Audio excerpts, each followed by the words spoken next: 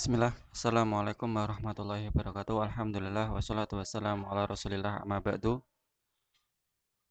Kelas 12 rahimani wa rahimakumullah.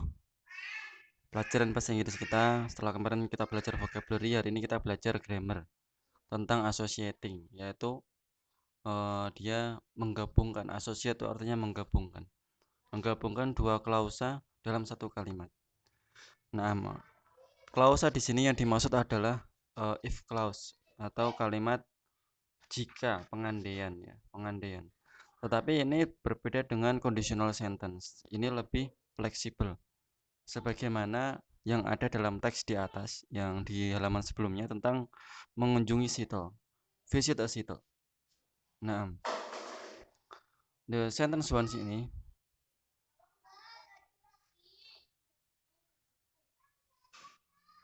contohnya di sentence pertama. If you visit Seattle, jika kamu mengunjungi tempat wisata tadi, feel the fresh air on your face as you sail to Bainbridge Island on a Washington State Ferry. Jika kamu mengunjungi Seattle, nah, rasakanlah feel the fresh air on your face. Nah, itu jika kamu mengunjungi ini ada sugesti. Jadi if clause plus suggestion. Jika kamu mengunjungi Seattle, kamu mau ngapain? Nah, di kalimat di teks yang sebelumnya sudah dicerangkan di sini ada beberapa hal sugesti. Nah, 6 hal yang harus kamu lakukan ketika kamu mengunjungi Seattle. Nah, yang pertama, if you visit Seattle. Nah, if you visit Seattle, di situ di paragraf pertama, di kalimat terakhir ada klausa if clause. If you visit Seattle, it means one, feel the fresh air on your face. The second one, tour pack place markets produce stands and buy something you've never taste. Yang kedua, kamu disarankan untuk membeli souvenir atau membeli makanan yang belum pernah kamu rasakan. Kemudian yang ketiga, book a night at one of the many cozy B or BS or resorts available throughout the San Juan Island. Suruh nginep minimal 1 malam untuk merasakan apa yang ada di sana. Kemudian yang keempat, if you visit Seattle, see exciting experimental walk at Chihuly Garden and Glass. Dan yang seterusnya. Jadi di sini adalah if clause fungsinya untuk memberikan sugesti.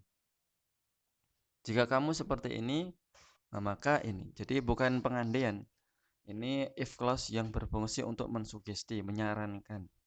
Ya, contoh lagi. Di sini ada read the following conversation. Father, exam is around the corner. It's about time to go back to your study. Exam is around the corner. Exam is very near. Ya, sangat dekat. Mau bentar lagi mau ujian. It's about time to go back to your study. Sebaiknya kamu pergi untuk belajar. Okay, Dad. Terus fathernya bilang, if you want to pass the exam, you have to study harder. Nah, ini dia. If you want to pass the exam, you have to study harder.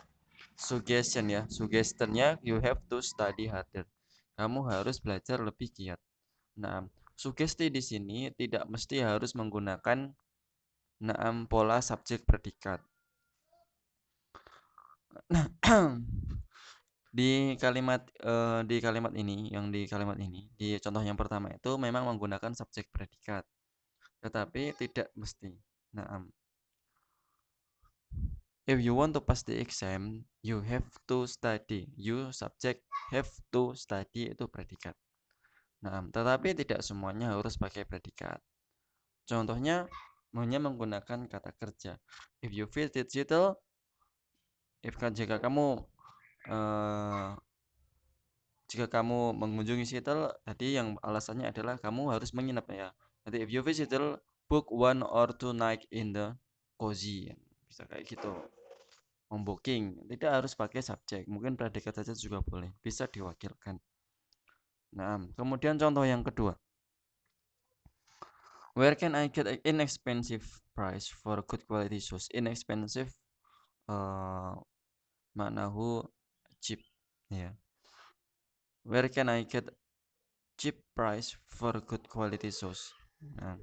If you want a good price, why don't you go to the factory outlet?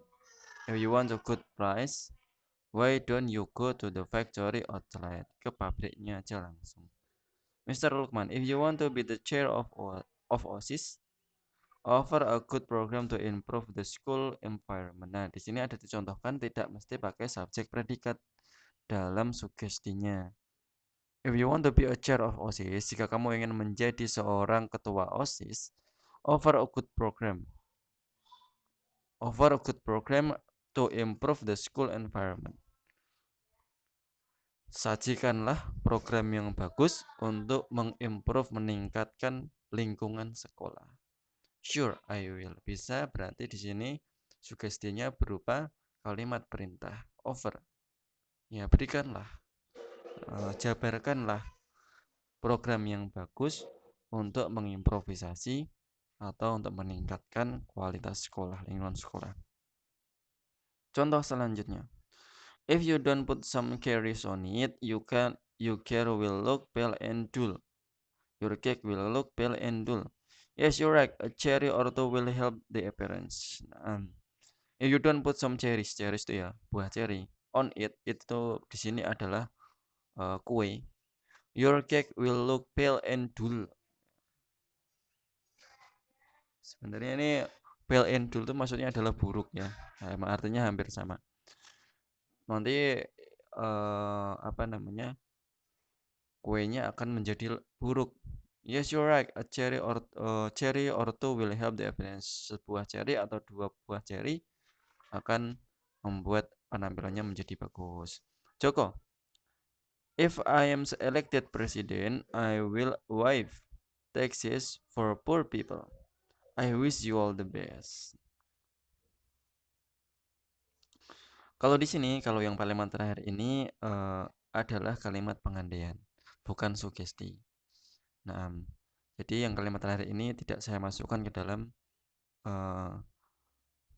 ke dalam materi kita. Jadi ini if conditional sentence tipe 1. Jadi ini bukan kalimat sugesti, tapi kalimat pengandaian. Jika aku terpilih menjadi presiden, aku akan membebaskan pajak untuk orang-orang tidak mampu. I wish you all the best. Jadi di sini yang ini contoh ini saya rasa ini kurang tepat untuk dimasukkan ke dalam ini. Nah, kemudian complete the following blank.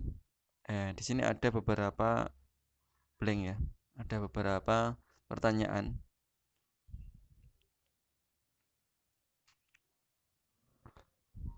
Dan di sini dikatakan ada beberapa yang harus kamu lakukan ya di sini. Oh ya, yang Joko ini berarti tidak sugesti, memang benar tidak sugesti. Dia masuk ke dream. Ya, dia masuk ke pengandaian.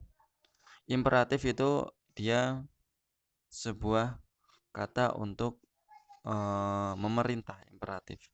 General truth itu kebenaran yang umum dan juga sugesti. Nah, sebentar. Berarti saya kasih contohnya ya. Suggestion ya, suggestion tadi udah banyak contohnya. Jika kamu ingin contoh suggestion adalah contoh yang pertama. If you want to pass the exam, you have to study harder, itu sugesti. Dan seperti itulah sugesti. Jadi kamu nanti membuatnya berdasarkan sugesti. Kemudian general truth. General truth itu kebenaran yang umum. Where I can a nice price for a good quality, ini general truth. Ya. Sugesti yang sifatnya kebenaran yang umum. Saya bisa dapat harga yang cocok di mana ya? Ya ke pabrik aja. Itu ya pasti kayak gitu. Kata ke pabrik aja itu pasti semua orang udah tahu bahwasanya harga di pabrik itu lebih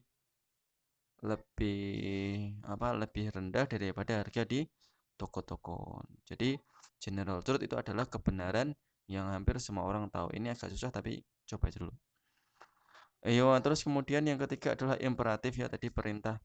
Jika kamu ingin menjadi ketua OSIS, jadi berikan program tentang lingkungan sekolah. Jadi ini kalimat imperatif. Sugesti yang sifatnya imperatif, yang sifatnya perintah.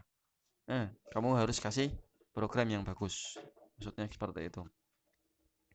Kemudian yang kelima, if clause plus So a dream. Ya, ini seperti Joko, mimpinya menjadi seorang presiden. Ya, ini saya masukkan aja di sini karena ini ternyata dimasukkan ke dalam soalnya.